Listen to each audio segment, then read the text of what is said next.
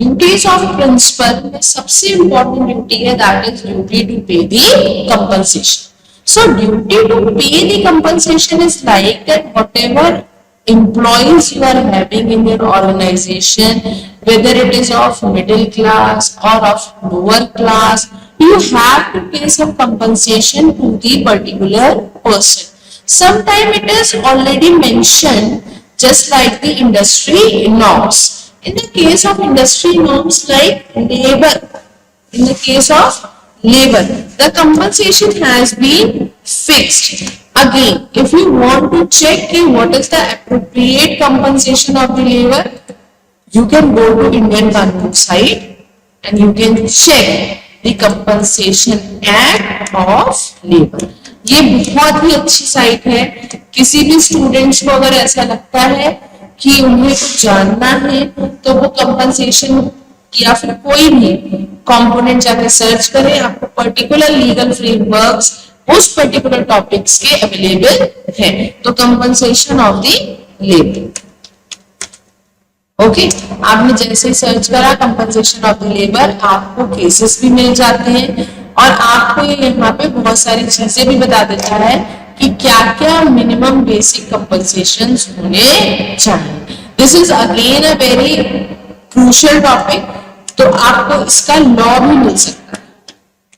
Compensation 2006, compensation act 2006 is a primary. इसका amendment हुआ है, इसका अमेंडमेंट भी अवेलेबल है in the year 2013. So this is also a right of the fair compensation act 2013. तो please जितने भी बच्चे अगर कंपनसेशन एक्ट पे जा रहे हैं, कंपनसेशन एक्ट पढ़ रहे हैं, तो वो प्लीज कंपनसेशन एक्ट 2013 को भी बहुत अच्छे से एक बार ध्यान से पढ़ लें, बिकॉज ये बहुत ही फ्रूटफुल एक्ट है जिसको पार्लियामेंट ने बहुत ध्यान से बनाया है और इसमें बहुत सारे ग्रांट्स और कमीशंस भी मेंशन है जो कि रिहैबिलिटेशन के प्रोसेस से बने. Now what is rehabilitation? इसके लिए भी मैं आपको एक चीज बता देती हूँ कि रिहैबिलिटेशन क्या होता है बेटा, कि बहुत दूसरी कंट्रीज से ना लोग आते हैं, ठीक है, तो दूसरी कंट्रीज से आते हैं, कुछ अपनी कंट्रीज में आके रहते हैं, कुछ बाहर जाते हैं, तो उनको ना मिनिमम क्या मिलना चाहिए, what are the minimum resources और what are the minimum things they should be getting. तो ये सारी चीजें ऑलरेडी मेंशन होती है. तो compensation is not only available till the salary, it could be commission or it could be fees or it could be any other specific compensation that can be customized under the Industry Act. Okay, यहाँ पे एक particular word है industry, but it could be the company act also. हमारे पास दोनों act होते हैं, industry act and the company act. Again I am just telling you for your benefits only कि company act अलग है, ये देखिए, देन कंपनी एक्ट बिल्कुल अलग है और इंडस्ट्रियल कमीशन एक्ट अलग है.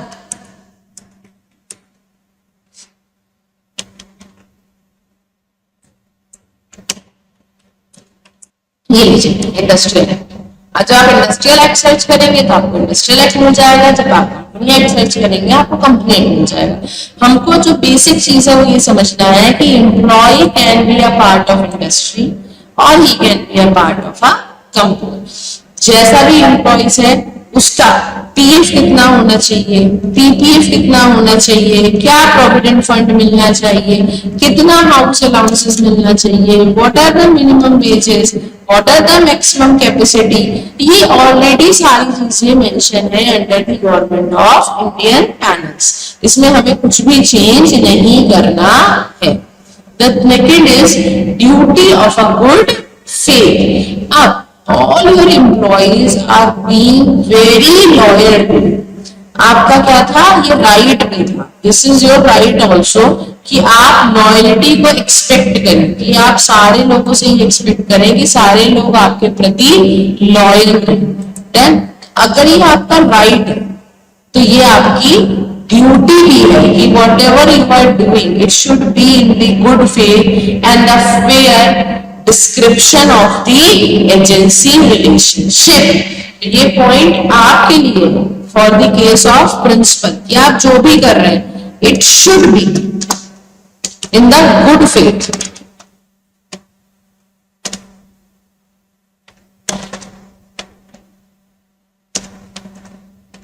ओके, जो भी हम करेंगे वो गुड फेथ में होना चाहिए of the principal. So, coming towards the third topic, that is duty to provide the instruction. Now you have to provide a clear-cut instruction to your employees. Instruction should not be complicated. It should be properly mentioned, communicated, defined, customized according to your requirements. For an example, अगर आपका hospital है then your requirements are different. अगर आप hotel industry में है then your requirements are different.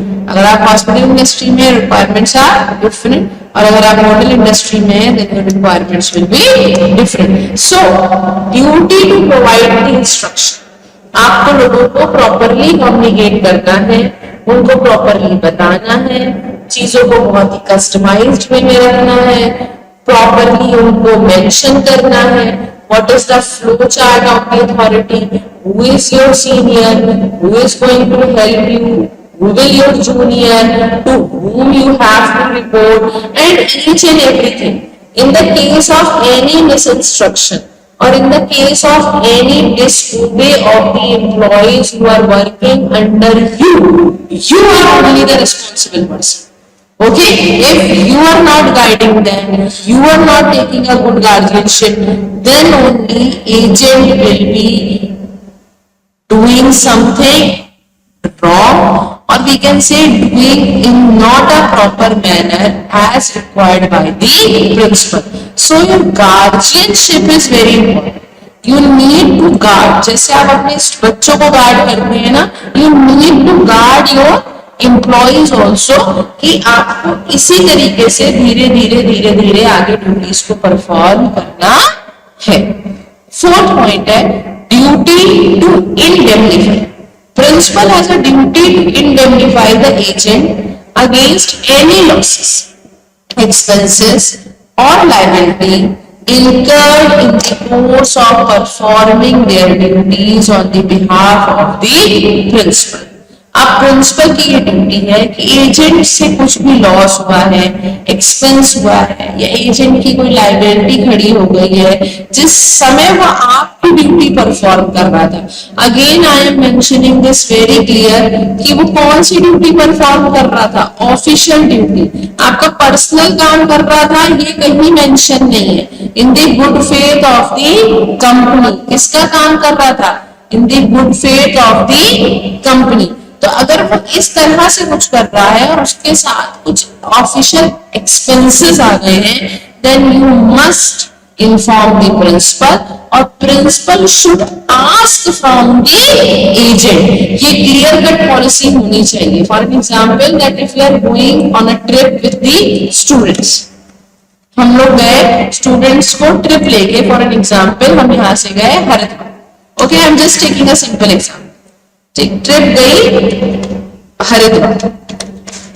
अब now higher authorities जितनी भी है वो बस वालों को हमेशा जो गेट्स लगे होते हैं, जो आपके टोल होते हैं, उनका एक्सपेंस देती है.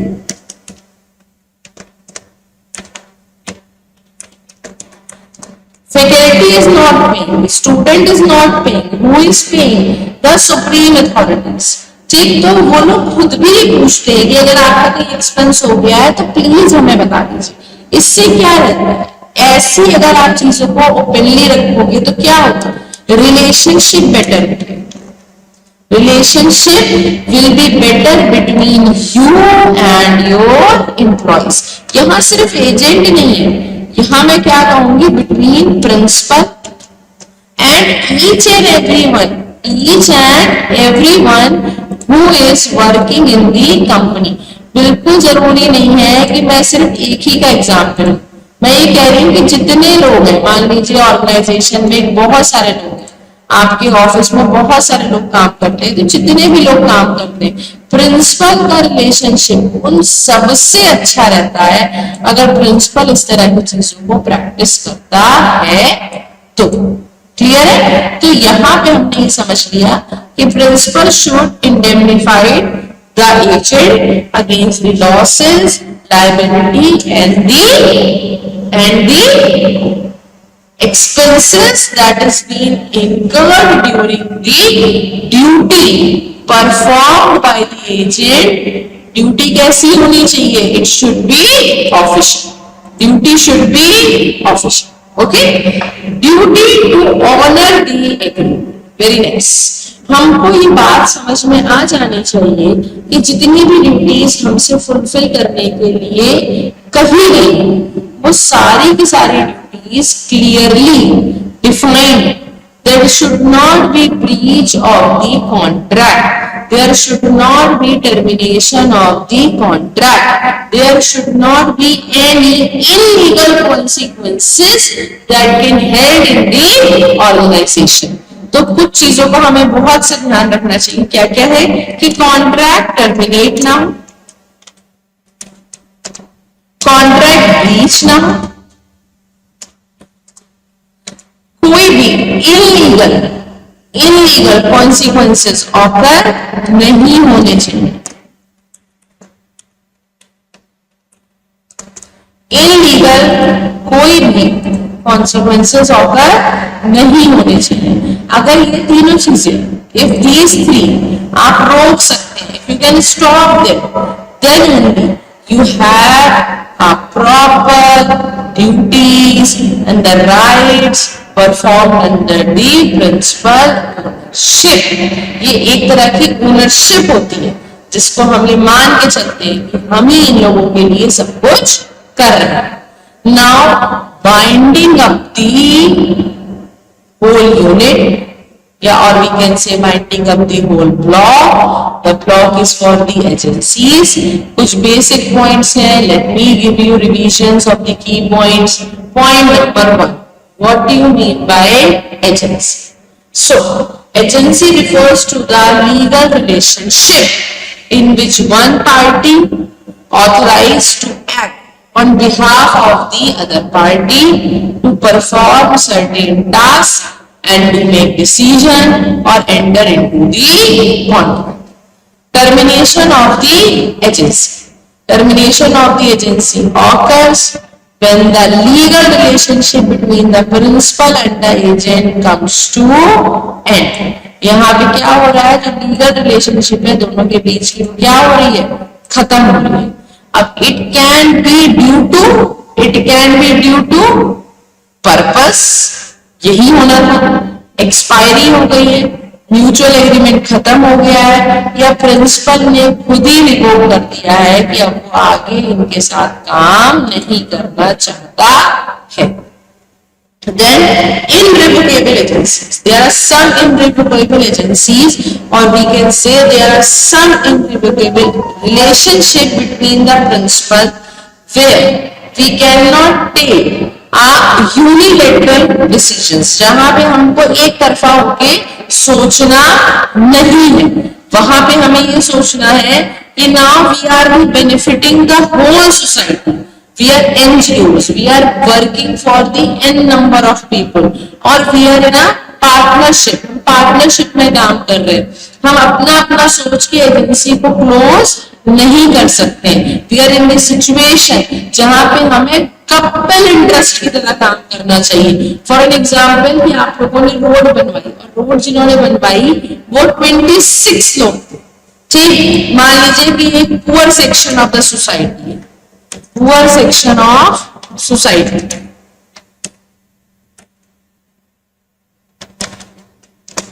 ओके। अब this poor section of society is again having a problem of water logging. अभी किसी बच्चे को वाटर लॉगिंग नहीं पता है कि ये क्या होता है, तो हम यहाँ पे जाके एक फोटो देख सकते हैं कि what do you mean by water logging. Water logging में क्या होता है, इस तरह से जो पानी होता है वो जगह जगह भर जाता है, और अगर ऐसा सिटी में हो जाए, इस तरह का कुछ सिटी में हो जाए, तो लोगों को प्रॉब्लम फेस करनी पड़ती है। ये करेक्ट एग्जाम्पल है कि ये सोसाइटी भी थोड़ी पुअर लग रही है और यहाँ पे हम ये देख रहे हैं कि वाटर लॉगिंग की प्रॉब्लम भी बहुत ज्यादा हो गई है। तो अब इस केस में क्या करा, इफ देयर आर 26 पीपल, हमने यही एग्जाम्पल लिया है, देयर आर 26 पीपल्स। अब 26 पीपल्स क्या कर रहे हैं, वो इस सोसाइटी को इस प्रॉब्लम से ड्रेन आउट करना चाहते हैं, वो चाहते हैं कि यहाँ के लोग अच्छे से रहें। अब इन 26 लोगों ने एनजीओ स्टार्ट किया and they are helping the all over the country. ठीक, उन्होंने कहा कि हम अपने एनजीओ को वर्ल्ड वाइड ले जाएंगे और हम जगह जगह पुअर सेक्शन ऑफ सोसाइटी के लिए काम करेंगे। Now one person out of them has decided कि I will not be the part of this fund. I will not be the part of fund. इस केस में क्या प्रॉब्लम, इस case में हमने ये प्रॉब्लम देखी कि हम लोगों में से एक चला गया। नाउ इट कुड हैपन कि यहाँ पे इस प्रॉब्लम को सॉल्व करने के लिए 7 लाख रुपीज की रिक्वायरमेंट हो। अब जस्ट बिकॉज ऑफ हिम क्या हुआ कि पहले तो ये 7 लाख कितने के बीच में डिस्ट्रीब्यूट हो रहे थे, इनिशियली ये 7 लाख कितनों के बीच में डिस्ट्रीब्यूट हो रहे थे, ये डिस्ट्रीब्यूट हो रहे थे 26 पीपल्स के साथ। और अभी एक ने ड्रॉप आउट ले लिया, उसने कहा नहीं मैं तो आपके साथ काम नहीं करना चाहता हूं।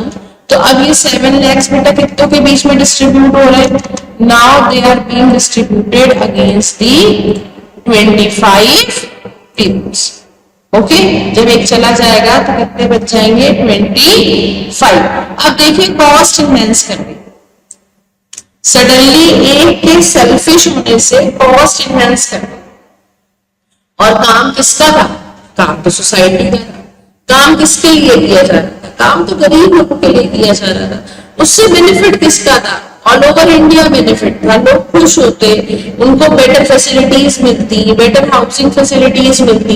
लेकिन अब यहाँ पे प्रॉब्लम अराइज एंड जस्ट की कॉस्ट बढ़ गई। It could be the possibility कि 2 लोग और ये कह दें कि हम तो उतना ही पे करेंगे जितना हम इनिशियली पे कर रहे थे, we are not paying this additional part. अब क्या होगा, अब इन दिस केस जो रेस्ट रह गए, जो बेटा रेस्ट लोग रह गए, उनपे ज्यादा खर्चा आ जाए। ठीक, अगर मान लीजिए इसमें से हम फिर यही कहते हैं कि 2 लोगों ने क्रिप करना शुरू कर दिया और उन्होंने कहा कि भाई हम तो नहीं कर सकते, हमें तो पैसा बहुत ज्यादा लग रहा है, तो रेस्ट रह गए 23 लोग बेटा। अब इन पे देखिए कितना फंड क्रिएट हो गया। ठीक, now we all are together to help the society. अभी क्या हुआ, एक ने मना करा और सारा का सारा प्रॉब्लम क्रिएट होना शुरू हो गया। तो NGOs cannot be revoked because they are serving the multiple interest of the society. इस केस में हम इस तरह से डील करेंगे कि हम लोगों से रिक्वेस्ट करेंगे कि यूनिलेटरल डिसीजंस ना लें, रिवोक ना करें, एजेंसी को टर्मिनेट ना। Clear? Now moving to the next definition, that is agent. Agent is a person or the entity authorized to act on the behalf of other party, known as principal. In legal or the business matter, agent performs the duties assigned by the principal and their scope is limited to the duties granted by the principal. Agent कहाँ तक सीमित? What is the limit of the agent? है ना? Limit of the agent क्या है? The duties given by principal. Okay, so this is the limit of the agent. Agent should not go beyond this duties. Clear? Next, who is servant, यहाँ पे employees लिखा हुआ है लेकिन ऐसा नहीं कह सकते। सर्वेंट वर्ड एक lower sub section of society के लिए यूज करा जाता है and employees will always remain as employees. For an example, manager is your employee, he is not your servant. But in the case कि अगर आपके यहाँ कोई क्लीनिंग वाला व्यक्ति है, he is just a floor cleaner, तो he could be an employer as a servant. अब वो कैसे काम कर रहा है आपके यहाँ? वो आपके यहाँ एज एन सर्वेंट काम कर रहा है, ठीक। तो आप इस शब्द का use higher section of society के लिए ना करें, ये इलीगल हो जाएगा। विद द पॉसिबिलिटी कि कोई इसके लिए आपसे ये कह दे कि आप मेरे ऊपर मानहानि या मेरे सम्मान में कोई बुरी बात कह रहे हैं। तो servant is commonly used for an employees और an individual work for the another person, organization और entity known as the employ. जो एम्प्लॉयर है, जो बड़ा पार्ट है, जिसके नाम पे सब कुछ है, जो लोगों को हायर कर रहा है, उसको हम क्या कहते हैं? एम्प्लॉयर। ठीक है, आप एम्प्लॉयर एक बड़ा सेक्शन, एम्प्लॉयर बहुत सारे लोगों को क्या कर सकता है? एम्प्लॉयर बहुत सारे लोगों को अपने अंदर में काम करने की परमिशन दे सकता है। He is a bigger person. Okay, तो हम एम्प्लॉयर को किसमें ले जाएंगे? बिगर सर्किल में ले चलते हैं। ठीक, आप एम्प्लॉयर अपने साथ बहुत सारे लोगों को रखता है बेटा, जरूरी तो नहीं है ना कि इन्हीं को रखे, वो बहुत सारे लोग को रख सकता है। एक हो सकता है सर्वेंट्स को रखे, हो सकता है कि वो कॉन्ट्रैक्टर्स को भी रख सकता है ना, किसी और को भी रख सकता है। यहाँ पे हम ऐड कर लेते हैं, आप लोग की हेल्प के लिए हो सकता है कि मैं सर्वेंट्स को रखता हूं, ठीक है, वो थर्ड पार्टी को भी रखता हो नोन एज कॉन्ट्रैक्टर्स। ठीक, ओके, तो वो इस तरह से बहुत लोगों को रख सकता है। वो सबको इंस्ट्रक्शन देगा, he is giving the instruction to each and every one कि तुम ऐसे काम करो, तुम ऐसे काम करो। तो ये उसका कॉमन है, बिकॉज ये हमने पढ़ा है कि उसकी बेसिक ड्यूटी है कि he can give instruction to anyone. तो वो सबको इंस्ट्रक्शन देता रहेगा, लेकिन वो कौन है? He is the sole person. Okay, तो हम यहाँ पे इस चीज को नहीं ज्यादा एम्फसाइज करेंगे कि हम उसको सर्वेंट बोले या हम उसको एम्प्लॉयर बोले, बट हमें बेसिक चीज समझनी है कि सर्वेंट या एम्प्लॉयर वो लोग हुए जो ऑर्गेनाइजेशन में काम कर रहे हैं, किसके लिए? On the behalf of the other person. वही उनको डायरेक्शन दे रहा है और वही उनकी चीजों को कंट्रोल भी कर रहा है। अब जब वो ऐसा कर रहा है, so they servants or the contractor or the employees liable to get the compensation. They are totally liable to get the compensation. इस चीज के लिए इन्हें कोई मना नहीं कर सकता है। Clear to everyone? Now moving to the point number 6. What do you mean by the contract?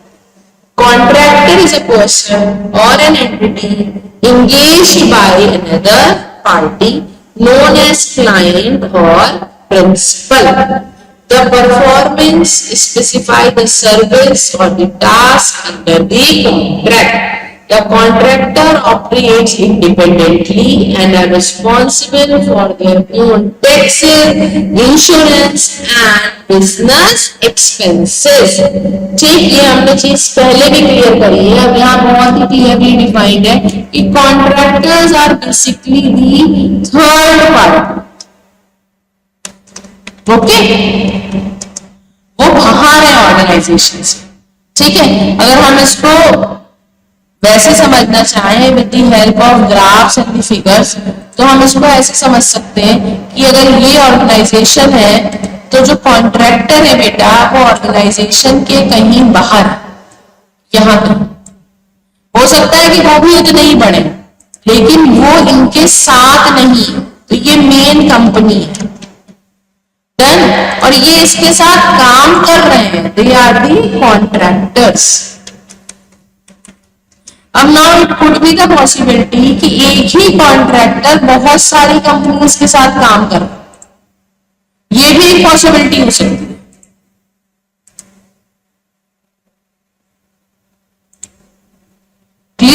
तो जरूरी नहीं है कि हमेशा हमें यही देखने को मिले, ऐसा भी हो सकता है कि कॉन्ट्रैक्टर के पास और भी कंपनीज हो, तो कॉन्ट्रैक्टर सभी से इक्वली काम करा रहा है ना, कि ये कॉन्ट्रैक्टर ब्रेड और बटर सप्लाई करता है करेंसी एक्स में भी जाके, और यही कॉन्ट्रैक्टर ब्रेड और बटर सप्लाई करता है जब करेंसी डॉलर्स में। ठीक, तो it could be the possibility कि ये contractor for an example sugar बनाता, अभी शुगर ये ब्रिटानिया को भी दे रहा है और शुगर ये परफेक्टी को भी दे रहा है।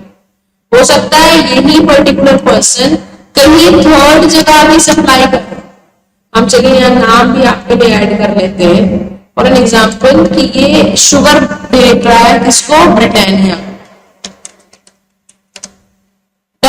यही जाके शुगर दे रहा है फॉर एन एग्जाम्पल परफेटी, परफेटी जो आपका सेंटर फ्रेश बनाती है।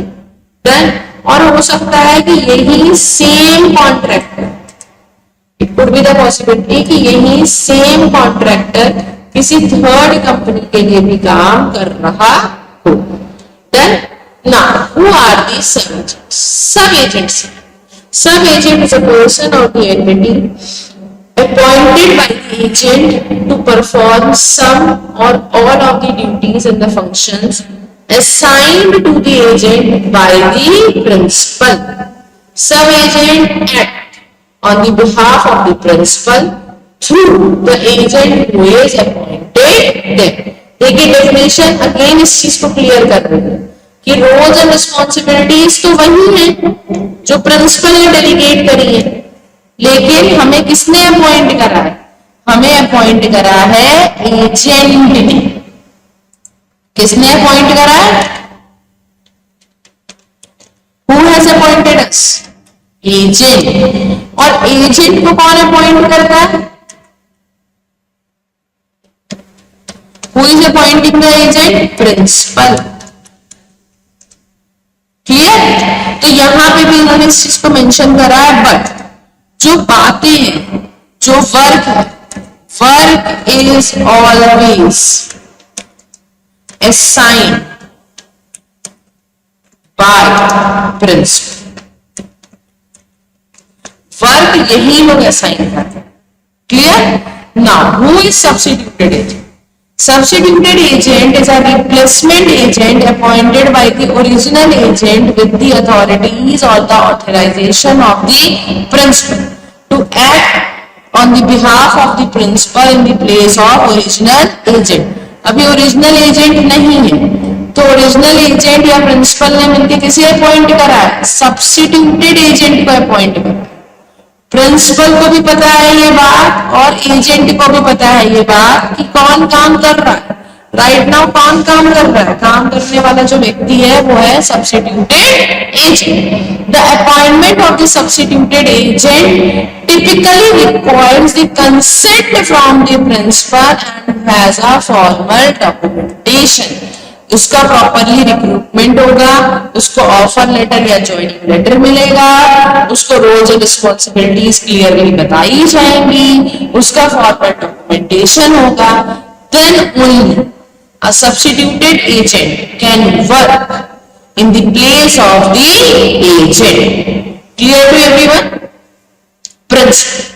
Principal is a person or organization or the entity, as we have already discussed, that he is the apex person to grant the authorities. He is the representation of the company's norms and rules and regulation. He is a person who can take a whole sole authority to make the decisions, whether they are in the favor of the company or whether they are not in the favor of the company. But as I have already said, the decision should always or decision must be taken in the favor or in the good faith of the company. Then only you can be the part of that particular organization. Organization के favour में ही सारे चीजें होनी चाहिए, otherwise आपका principal होने का, agent होने का कोई भी रोल अच्छे से आप डिफाइन नहीं कर पाएंगे। प्रिंसिपल में एंगेज मीन्स कि principal roles and responsibility delegate कर सकता है किसे? Agent, substituted agent, sub agent, servants, contractor और each and everyone in the organisation. In the absence of the chairpersons, if he feels that I want to recruit a new person, he can also recruit a new persons. बस उसको बाद में उनका approval लेना पड़ेगा, formal उनकी placement करवानी पड़ेगी एंड दैट्स इट. लेकिन वो इस चीज के लिए भी लायबल है that he can shut down or he can recruit or he can dismiss any of the person from the organization. Okay, now this is for your self practice. Okay, don't look at the solution, please don't look at the solution.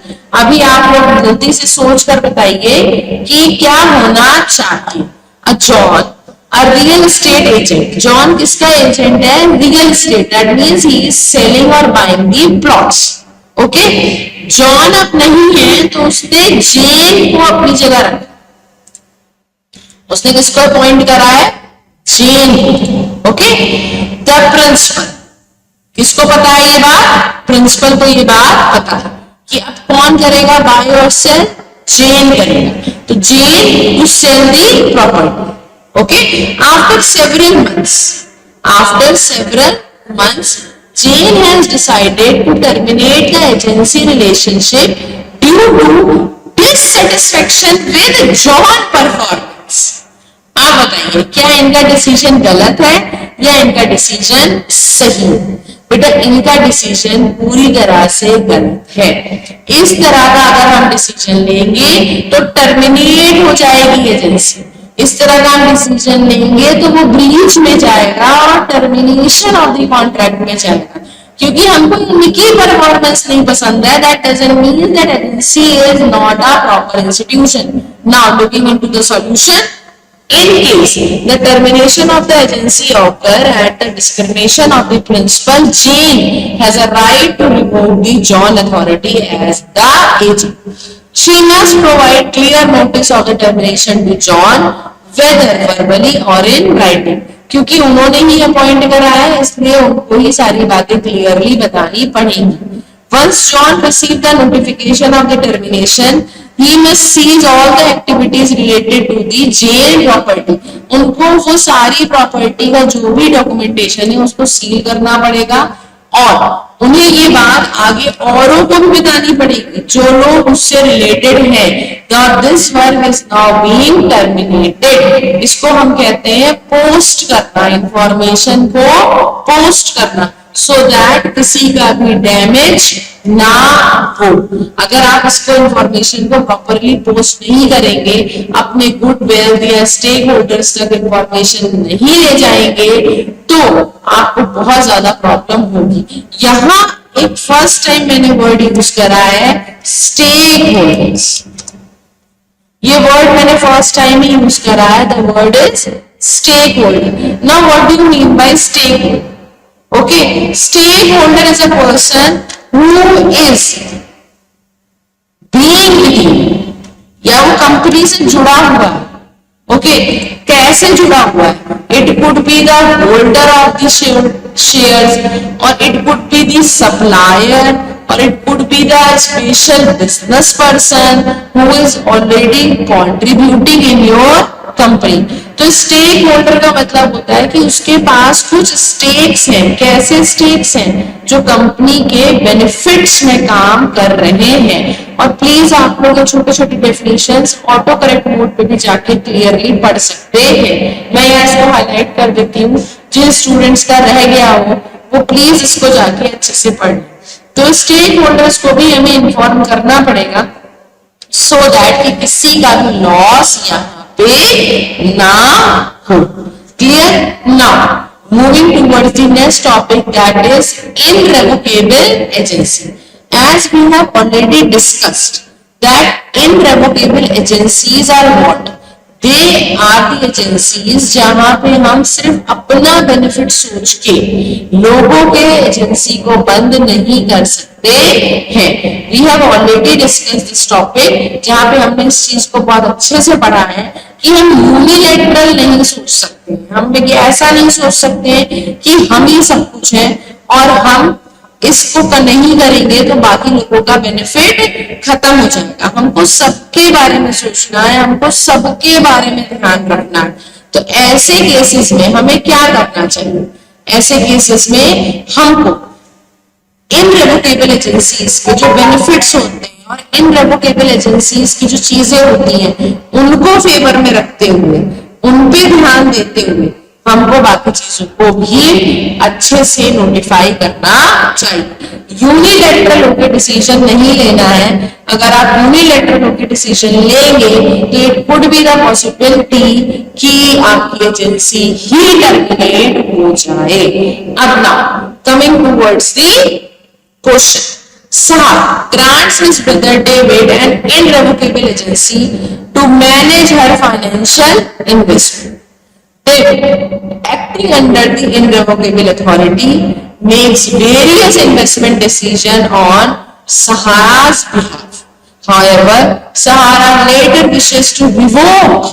उन्होंने क्या कहा कि अब मैं चाहती ही नहीं कि David को ये अथॉरिटी मिले, to revoke David authority due to the disagreement. क्या था? सिर्फ एक डिसएग्रीमेंट था over the investment strategies. Clear? अब आप देखिए बेटा, ये क्वेश्चन है इनरेवोकेबल एजेंसी, ठीक? तो आप यूनिलेटरल होके नहीं सोच सकते हैं। सारा can not be unilateral, revoke the David authority as a agent. सबसे पहली लाइन यही मेंशन है एंड दैट इज ट्रू।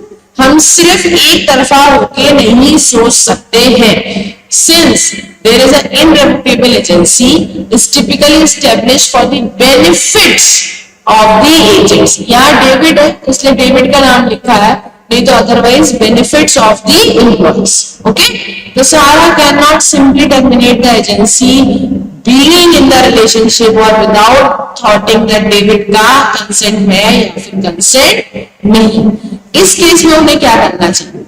सारा नेगोशिएट करना चाहिए डेविड के साथ, म्यूचुअल एग्रीमेंट पे आना चाहिए कि you are liking this, I am liking this, you are hating this, I am hating this, let's decide कि what can be the mid way between you and me, between your choice and my choice. इसको आप इतना कठिन भी होके ना समझे बेटा। मान लीजिए आप दो भाई बहन है, मम्मा ने कहा कि जाओ कोल्ड ड्रिंक लियो, ओके, आप शॉप पे पहुंचे, जो आपकी छोटी बहन है शी इज लाइक कि भैया मुझे तो ना आज पेप्सी ही पीनी है, okay, and you are like कि नहीं हम तो ड्यू पिएंगे, ठीक? अब मम्मा ने आपको 100 रुपीज दिए, क्लियर? अब उन्होंने कहा आपको कोक पीनी है, एक ने कहा कि मुझे ड्यू पीनी है। अब क्या हुआ कि लोगों के बीच में क्या होने लगा? मिसमैनेजमेंट होने लगा ना। तो अब इस केस में क्या कर सकते हैं? आप दो छोटी छोटी बॉटल्स ले लीजिए, 50 रुपीज ईच, ठीक है? Your wishes also fulfil and her wishes also get fulfilled. तो एक मिड वे में आके हमको सॉल्यूशन ढूंढना है। हम ऐसी एजेंसी को टर्मिनेट नहीं कर सकते हैं and this is known as mutual agreement on the termination of the agency, because you are having some employees also, some servants also, some third party also and you need to pay them also. आपकी भी तो कुछ liabilities है ना, principal की भी तो duties, roles and responsibilities we have already learn. तो उस केस में हमको ये बात भी समझनी है कि यहाँ पे हमको किसी का भी अनहित नहीं करना है, बिकॉज अगर हम ऐसा करते हैं तो हम सिर्फ यूनिलैटरल होके सोच रहे, हम सिर्फ अपना होके सोच रहे। हमको सबके बारे में सोचना है, हमें एम्प्लॉइज के बारे में भी ध्यान रखना है, हमको इस बात पे भी ध्यान रखना है कि हमसे और लोग भी जुड़े हुए हैं, कुछ छोटे लोग भी जुड़े हुए हैं जिनको आप सर्वेंट्स की तरह से डिक्लेयर करते हैं, कुछ सप्लायर्स भी हो सकते हैं, कुछ कॉन्ट्रैक्टर्स भी हो सकते हैं, उनकी सैलरीज हो सकती है, वेजेस हो सकती हैं, उनके प्रेफरेंस शेयर हो सकते हैं। तो आप लोग कैसे मैनेज करेंगे? तो इस केस के लिए ये बहुत ही क्लियरली डिफाइन किया गया है कि हमको यूनिलैटरल होकर बिल्कुल भी डिसीजन नहीं लेना है, हमको सबके बारे में सोच के ही डिसीजन लेना चाहिए। Clear to everyone? Now the topic of sub agent. Sub agent हमने ऑलरेडी डिस्कस कर लिया है कि सब एजेंट को कौन लेकर आता है, एजेंट ही लेकर आता है। तो L is a real estate agent appointed a Tom to sell his property. Alice खुद भी एक एजेंट है। देखिए एलिस क्या है, एक एजेंट है। अभी उन्होंने किसी को अपॉइंट करा है, किसको? Name Tom. तो टॉम विल बी योर सब एजेंट। टॉम क्या हो जाएगा आपका? सब एजेंट हो जाएगा। ओके, अब वो क्या काम कर रहा है? वो रियल एस्टेट की जो प्रॉपर्टी है उसको आगे सेल करना। Alice then appoint Bob as a sub agent. Okay, अब नाउ एलिस ने क्या करा? उसने बॉब को असाइन करा। कैसे असाइन करा? Again as a sub agent. कैसे असाइन करा? Again as a sub agent. Her in marketing their property and conducting the open houses. ठीक है, अब इस केस में हमको समझ में आ गया है कि ये सब एजेंट का केस है। Because students when you are going into the paper ना, ये हेडिंग्स नहीं होगी बेटा मेंशन। यहाँ मेंशन है कि ये एग्जाम्पल है सब एजेंट, लेकिन वहां ऐसा नहीं होगा, वहां फैक्ट्स होंगे and you have to answer them like this. Okay, आपको आंसर करना पड़ेगा। तो in this case Alice the agent has the authority to appoint Bob as a sub agent to assist her in carrying out the tasks assigned by the Tom. Principal भी तो होगा जब agent और sub agent. Bob to act on the behalf of the Tom. Okay, एक ये point आपको मिल गया। फिर उन्होंने रोल्स एंड रिस्पॉन्सिबिलिटी आगे ट्रांसफर कर दी, आपको दूसरा ये पॉइंट मिल गया। तो अल्टीमेटली आपको समझ में आ गया है कि ये दोनों प्रिंसिपल या एजेंट के बिहाफ पे ही काम कर रहे हैं। Ultimately, property is being sold and property is being properly sold through the open houses. So, principal should be highly satisfied और उसे कोई दिक्कत परेशानी होनी नहीं चाहिए। Okay, now moving towards the next topic, that is substituted agent. Now, substituted agent का यहाँ पे केस है and they are saying Emma, a travel agent appointed by Robert. Very good, यहां पे हमको ये वर्ड मिल गया। किसने अपॉइंट करा है? Robert. To took his flight and accomplish for the upcoming trip. Okay, however Emma becomes ill and unable to fulfill her duties. With Robert consent, Emma appoint Grace. Okay, अब इन्होंने appoint करा है इसे grace, ठीक, as a substituted agent. अभी substituted agent है तो इनको प्रॉपरली सब कुछ पता भी होगा और इन्होंने सब कुछ उसको बता भी दिया होगा, ठीक, कि वो उनके बिहाफ पे सारी चीजें देखें और ट्रेवलिंग का सारा काम अच्छे से मैनेज करें। अब इस केस में हमारे पास आ जाता है हमारा सॉल्यूशन। ना सॉल्यूशन इज एमा, क्योंकि ओरिजिनल एजेंट है, वो किससे जाके बात कर रही है? रॉबर्ट से, and taking the consent of the Robert to appoint Grace as a substituted agent. बिल्कुल सही, यहाँ पे कोई भी इशू नहीं है। So that they can take and carry out the task assigned by the Robert. Very nice. अब Robert क्या करेगा? एग्री होगा और डिसएग्री होगा? ऑब्वियसली रॉबर्ट एग्री होगा, क्योंकि रॉबर्ट को लग रहा है कि जो मैंने काम किया था वो एमा नहीं कर पा रही है, तो वो ग्रेस को लेकर, तो रॉबर्ट एग्रीज, ठीक। और रॉबर्ट ने कहा कि I am agree to the substituted, कि आप उसको अपॉइंट करें और खुद को उससे रिप्लेस करें। एमा ने उसको अपनी रोल्स एंड रिस्पॉन्सिबिलिटी समझा दी, उसको बुक दे दी और वो हर तरह से काम देखने लगा। तो कॉन्ट्रैक्ट बन गया रॉबर्ट के बीच में और किसके बीच में? ग्रेस के बीच में, because Emma is not feeling well. Okay, so these are the few cases that we have done right now, just to clear your views and the thoughts regarding the agent, sub-agent, substituted agent and principal.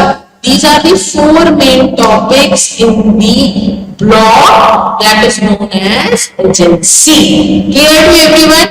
Now, यहाँ पे कुछ further readings के बारे में मैंने आपको दिया हुआ है, आप चाहे तो इसको कॉपी करें the same notes और आप डायरेक्टली आप इसको यहाँ पे पेस्ट कर दीजिए एंड जस्ट क्लिक एंटर, तो आपको कॉन्ट्रैक्ट ऑफ एजेंसी के नोट्स मिल जाए। ठीक है, कोई इशू नहीं है, यही फर्स्ट है। This is a whole PDF जो कि आपको कॉन्ट्रैक्ट ऑफ एजेंसी समझाना चाह रही है। ओके, तो मूविंग टू दिस टॉपिक, हमारे लिए यहाँ सबसे इंपॉर्टेंट टॉपिक है जो हमने जिसकी वजह से इस एडिशनल रीडिंग मटेरियल को आपको दिया है, that is universal agent, sub agent and general agent. आप इसमें से ये तीन टॉपिक्स बहुत ध्यान से पढ़ लीजिए, बिकॉज ये डायरेक्टली तो अभी सिलेबस में आपके मेंशन नहीं है, but they are very very important. So these are the three main topics जो बहुत ही ज्यादा इंपॉर्टेंट है। The first is special agent. मुझे लगता है कि ये आउट ऑफ द सिलेबस है, but they are very important, तो I am just doing it for you students कि मैं आपको एक बार थोड़ा सा ये बता दूं, सो दैट कि आप इसकी जब सेल्फ स्टडी करें तो आपको कोई इशू ना। ठीक, स्पेशल एजेंट एक स्पेशल पर्पस के लिए ही अपॉइंट किया जाता है। फॉर एन एग्जाम्पल, आपने किसी को अपॉइंट करा है कि तुम मेरा ये घर बेच दो या तुम मेरे घर का ऑक्शन करा दो, मुझे और किसी चीज से लेना देना नहीं है, या तुम मेरी मार्केटिंग देख लो, या तुम मेरे लेजर्स देख लो, या तुम मेरे लिए रिक्रूटमेंट करके ले आओ। तो स्पेशल एजेंट का जो जॉब होता है वो बहुत ही क्लियरली डिफाइंड होता है कि वो आपके लिए यही स्पेसिफिक काम करेगा, अपार्ट फ्रॉम दिस वो और कोई स्पेसिफिक काम आपके लिए करके नहीं देगा।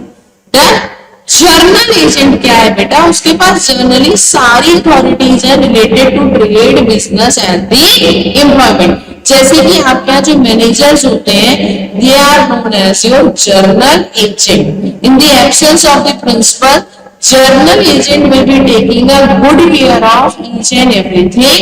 They are fulfilling their duties, they are fulfilling their responsibilities, they are taking instructions from the principal, and they are just behaving as the instructions given by the principal.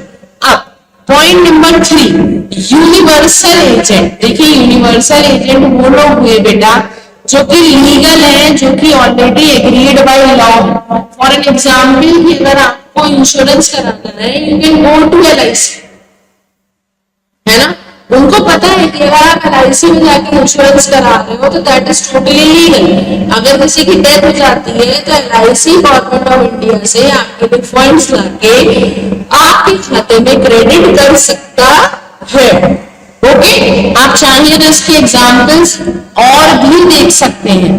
ठीक, there are n number of examples of universal agents in real estate, that is the first example. चलिए आप यही देख लीजिए, जैसे property managers. Clear, या फिर आप इसमें रियल एस्टेट ना डालें, आप इसमें लिख दीजिए इंश्योरेंस। तो आपके पास कुछ कंपनीज के नाम आ जाएंगे जल्दी से। देखिए, आपके पास कंपनीज के नाम आने लगे, है ना। ये आपको बताने लगा क्या है यूनिवर्सल एजेंट्स के नियम और कानून क्या है। तो वो ये कुछ इस तरह से जो नियम होते हैं बेटा, जो इस तरह से फ्लॉज में चलते हैं, जिनमें कोई भी ऑब्लिगेशन नहीं होता, ये गवर्नमेंट ऑफ इंडिया खुद ही अप्रूव करती है, इनको हम लोग क्या कहते हैं, universal agent. Okay, thank you so much. I hope this unit is already being covered, and you can have others also, special things like these blocks you can go through. These blocks contains the relationship, how to maintain a better relationship between the principal and the agents. आप किसी भी additional reading पे जा सकते हैं और additional reading पे जाकर आप उस पर्टिकुलर चीज को सर्च भी कर सकते हैं। तो यहाँ पे आप जितने भी एडिशनल है आप उन पे जाइए, आपको सेल्फ नोट्स मिल जाएंगे, आपको पीडीएफ्स मिल जाएंगी, and you can go through the notes also. This particular notes is also being mailed to you. Thank you so much dear students. In the case आपको कुछ भी आपको पर्सनली मुझसे पूछना है, you can call me on my number,